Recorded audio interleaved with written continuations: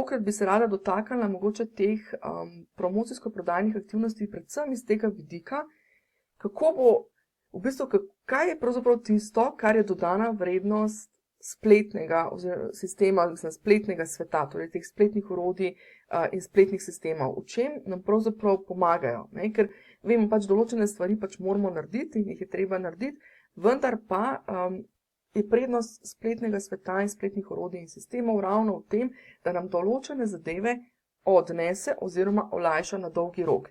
Kar pomeni, res bi rada poudarila to, no, ker je pač neka iluzija, ki jo ljudje imajo, je, da v spletnem svetu pa nič ni treba narediti, ne, da tukaj bo pa vse, ne vem, ali umetna inteligenca ali nekdo naredil namesto tebe. To ni res, ne. Je treba narediti, vendar veliko stvari naredimo enkrat in potem delujejo dlje časa za nas. In ena takih je pravzaprav čista ta prva stvar, in to je tako imenovana zimzelena promocija. Zdaj, da bo jasno, o čem govorim, zimzelena promocija pomeni uvodni oziroma neki spoznavni program.